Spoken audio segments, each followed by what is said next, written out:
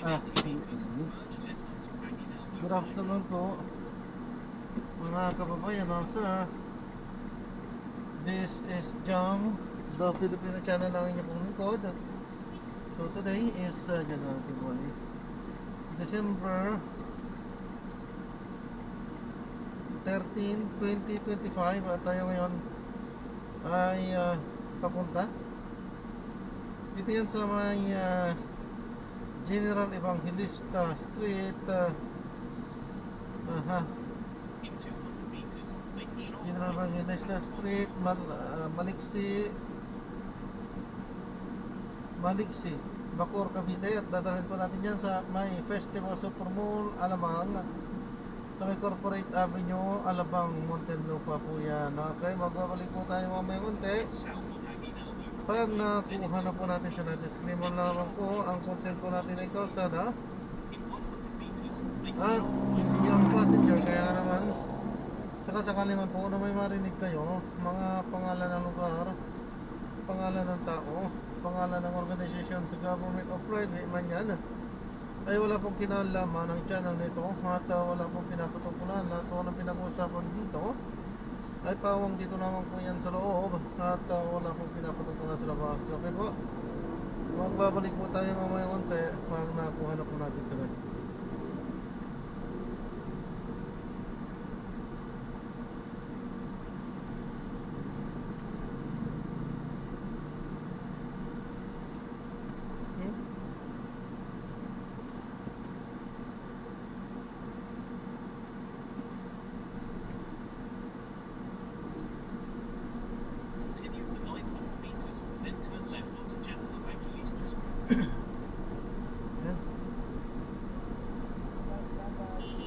Sabihin natin yung pagkikinig ng mga nagbabagong balita at mga talakayan.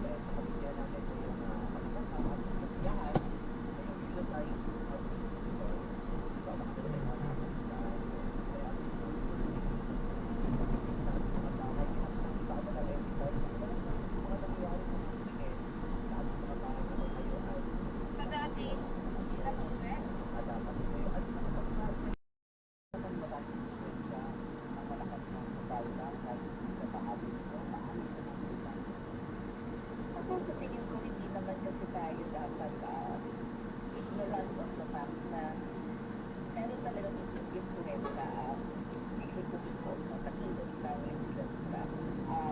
Nakikita natin pagkabas niya nilabas yung kaya nagkaroon ng isang leda. So makikita mo doon bakit priority yun. So makikita mo yung sense na okay, ito yung mga areas na gusto niya una ng pansin o ito yung mga idea na gusto rin ng prioridad. So kinakailangan din to reflected in somehow sa budget. Kasi parang hindi siya, it does not make sense kung taliwas lahat ng mga malalaman doon at papahirapan niya yung mga dapat usapan din. Kaya yung plan. Tapos, since naman na the President himself has been updating pagdating dito sa mga komisyo nag-update sa pagpapagsa sa naglabas sa tingin ko senyales yan sa dalawa na naman talaga ng pansin ang pagpapagsa ng sa infrastruktura para hindi na maulit yung mga dati. Sa tingin ko yan yung mga signal na mula sa palasyo paano ano dapat yung nangyari sa Tayta. Bagamat tama ka, wala naman sila representante sa Tayta. Walang sila, kasi kakaroon talaga ng panahon. Yes, alam naman natin na yan na wala sa batas yan, wala sa konstitusyon, pero yes, merong influence sa pagkakata ng kahit anong batas, lalo na ano ba what is ang political so syempre kung meron kang mga alam naman natin ang kadalasang nangyayari sa legislature na tawag yung court training, diba yung nire-reduce ang homeless people. Meron kang testing, meron kang kung taluputin, siyempre kailangan yung boto mo, yung isa, ayaw yan, ano yung ibigay. So then nagkakaroon talaga ng margin between and among the members. So it is also during the bipartisan at the budget is outlined and prepared. So yan yung isa. So nagkakaroon talaga ng bigayan. ika nga improve mo, diba? Parang bibigay ka, ito yung makuha, hindi na natin sinasabing inutupid yan. Pero baka meron kang prioridad na gusto mo makita, o meron kang ayaw, lagyan ng budget, ito yung may isang hinihiling ng isang tao na gusto gawing priority. Tatang-ayos ka kung kaya project mo o gusto mo ay bibigyan din na ng budget. So, ganyan sila nagkakaroon ng attitude. Ang daan natin yung mga political issues at mga controversial. Ang bypass, ano ba yung mga nakakarating ng kontroversiya na Top of mind, I think, naalala ko sa RA bill, nagkaroon din na bypass yan. Nagkaroon ng ibang may naisingit na isang, hindi ko na maalala right now, pero may naisingit na isang word o isang phrase during the bypass. Kaya medyo nag-ibang huging ng RA. So, kasi siya sa lang social bill. So, nagkaroon ng slight modification doon sa inaasahan sa bill. So, alam yun yung top of mind na naalala ko na yung ako na nagkaroon ng ganun issue ko dating sa RA for reproductive health.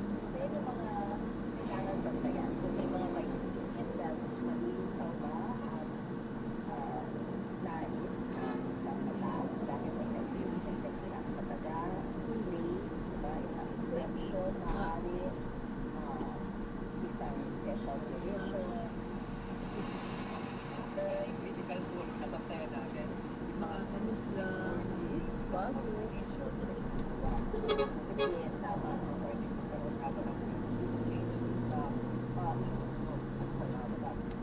Tama. So, yun yung kahalagahan ng buwan.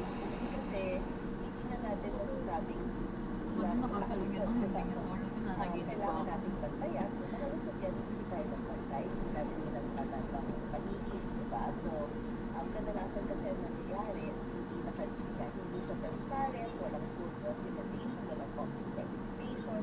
Yan ang kadalasan, diba, yung weaknesses ng budget bypass. Pero ngayon, tayo sa hopefully, mga katulad ninyo sa media, mga tao maalam sa budget, ay makatulong sa publiko na maintindihan ng ganap ang proseso ng budget. Kaya natutuwa ako ng mga diskusyon sa tungkol dito kasi maraming hindi nakakaintindi sa budget process. So, tumingin ko, isang educational moment din ito para mapunat na maintindihan natin kung ano ba yung sabihin ng pagkalagkas ng budget.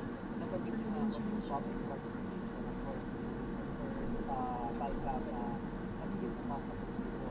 Ano ba ang nasabi? Bakit ba kami may pakialam? Bakit ba namin nagpapanoorin? Bakit ba kami may yan? Pwede ba namin mag-budget ang pag-isip? Pero syempre, pera natin to. I think doon tayo magsisimula sa tatapos, diba? Parang pera to ng bayan, hindi ito pera na kung sino mang congressman na maglalagay ng pera. Agriculture man yan, o paggawa ng eskwelahan, pera natin. So dapat tayo, alam natin paano siya ita-allocate, paano siya ita-transfer, ano yung reporting mechanism tungkol dyan, yung mga priority areas na ay talagang lalagyan ng pondo. So yung mga malapit natin lalagyan ba ng pondo o hindi. Kasi kahit gaano maganda ang programa, kung wala namang na-allocate na budget, hindi ito tutulong. Diba? O kung gaano ma-issue natin ang isang opisina na tanggapan ng pamahalaan, kung wala itong budget, ito magiging effective para sa atin. So yan, mga babantayan natin. Eh kung may nakikita tayo, syempre hindi naman tayo something sa proseso, magandang ilabas yan habang tumatakbo yung process or immediately after para lang we make our public servants or our residents answer sa taas. Kung nagtatanong tayo, ako kasi naniniwala ko walang tanong na mali. Tatanungin natin sila, expect tayo ng support. We will press them for answers. Kung meron tayo tingnan, parang bakit hindi tama o maaaring resistan. So yan yung mga magandahan siya. So kita rin natin kung bakit yung ibang bagay ay malalaki ang budget na nilalagay. Ibang item.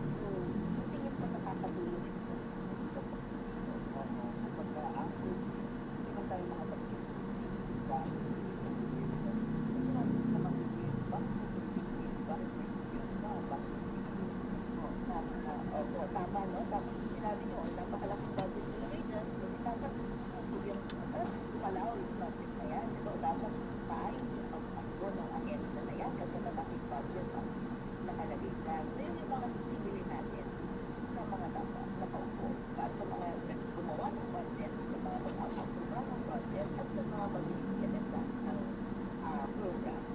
So, hindi mo ba kapag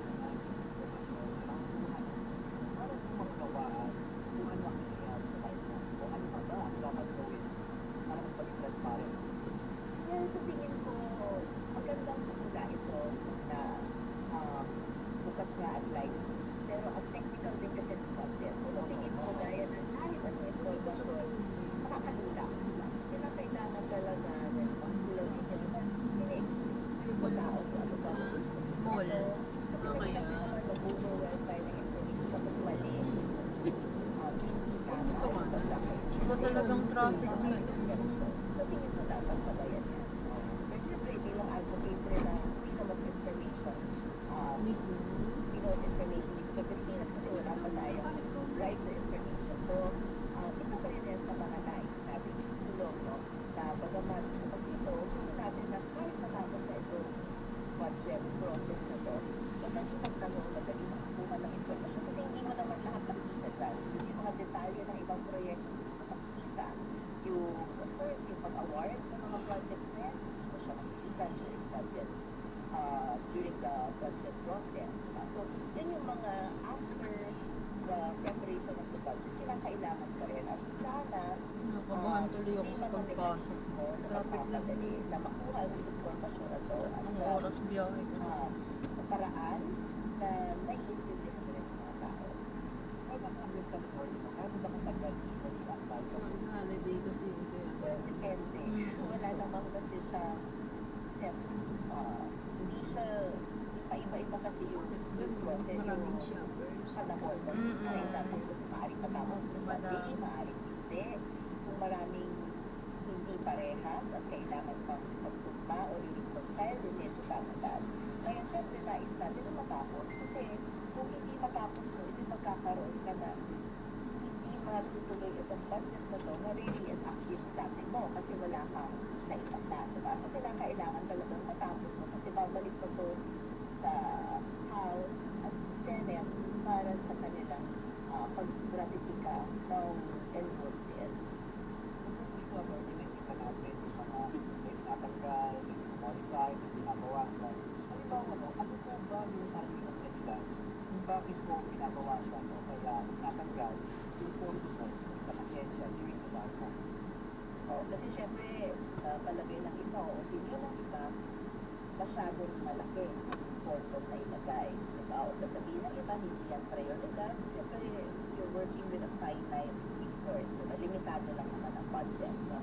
So, maaaring sabihin ng iba na iba na lang ang prioritize o yung iba magsasabi hindi naman nagamit ng maayos. So, yung absorption capacity ng ahensya, hindi naman niya nagamit na maayos yung pondo o hindi naman naubos talaga sa ganang na dapat paubos. The Senate, who are very hard-working and education-focused chair, even increased it to more than 85 billion. And this would be, I believe, in the history of our country. Even when I chaired the Finance Committee for two administrations for 5 years with 3 chairs of the House of Representatives, never happened before. For that, we're really grateful to the chair. Aside from that, we are grateful to the House as well for indicating in the age gap the 60 billion bayad utang which rightfully belongs to PhilHealth. We also take note that in the NEP there's a 53 billion from the SINTAX allocation for PhilHealth. However, let me please put it on record that the 53 billion is an incomplete NEP proposal. Kulang po ng 16 billion for the computation made by the Senate. I appeal to the BICAM to put what is rightfully belonging to health. Attorney Rufus Rodriguez, my lawyer from 20 plus years ago, would agree kung ano po ang batas ay dapat sundin is not a matter of unfunded law. That is for the universal health care to take care of. We are talking about the sin tax allocation, which for several years were not funded according to the allocation. Kung bibigay ng konti, hindi ipupuno. There is something terribly wrong here. Let me just put on record, Mr. Chair, that there is a 236.91 billion funds missing, which should go to public health, and that's to PhilHealth. And this would include the multi-year earmarking of the sin tax, which were not funded, including a net of 53 billion. We also take note that the 2025 GAA did not have the sin tax allocation, which miraculously disappeared in the GAA. Both houses of Congress owe that to the Filipino people. Having said that, I will discuss this further when the Health Department is brought to the floor. But let me state an appreciation for restoring the belief that the bias stopped when the DOF took out the PhilHealth 60 billion and returned it. Let me just state also later when we discuss the PhilHealth and the health budget that it was returned in the HGAB, and Congress was the one that enumerated the possible utilization of the funds. Let the legal luminaries and let my Tulog si lawyer, Gugoy. Attorney Ruth Tulog pa Rodriguez, si Gugoy. think about it, whether So I'm unable to open some of the files. I request for a quick 1 minute na po just to open the files. Into leftmost lane, then in 100 meters, turn left to the traffic light.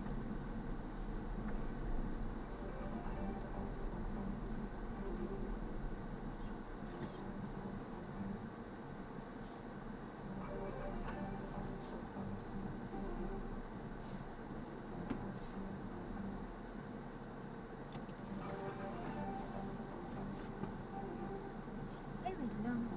Sa food club pala may reservation. Sana Oras na alas makakatawag ka 3 ng hapon, inyo pong narinig ang behavioral meeting. Na-drop na natin sila sa sobrang traffic.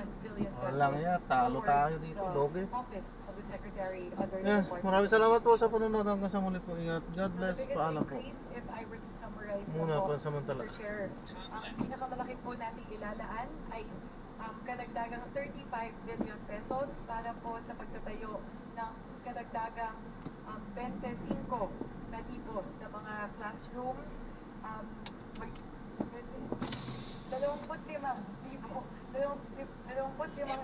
Sa doon exit, no? At para po May sa exit din po dito, may exit din po doon. teaching program. Festival. Yung festival ba? Saan ba yung festival na yan? Ito po, festival po Para ito. mas lumaki Pero doon ako tinuturo sa na pwede po Pinapa-exit ako dito. mapakain yung mga estudyante sa mga paaralan. Yun po, Mr. Chair, those are amendments pertaining to the office. Doon ako pinapano, no? Sa may Civic Drive. Gano'n. Civic Drive po. Ay sir, doon yan sir sa kabila sir. Sa likod po nito. So, exit ako dito. Exit kayo sir, kasi utong kayo sir sa unahan. Then, pag ano kayo sir, private place po, babalik kayo doon. Sa may papuntang, ano kayo sir, doon sa may simbahan mo kasi sir. Lalagpas kayo ng Save More, tapos yung, Ah, malayo pa pala. opo, Save More, tapos Best pa, unahan pa po nun. Tapos papasok po kayo sa, Sige, sige, salamat po. The amount of 958 billion pesos and the composition of the Ay, malayo pa pala. Public Secretary is for administration of personal benefits, an amount of 8.4 billion pesos, learner support programs, an amount of 5,114 million pesos, child protection program, 89 million pesos, disaster preparedness and response, 3.772 billion pesos, policy research program, 2.343 billion pesos, basic education curriculum, Ah, paalam po. 5.6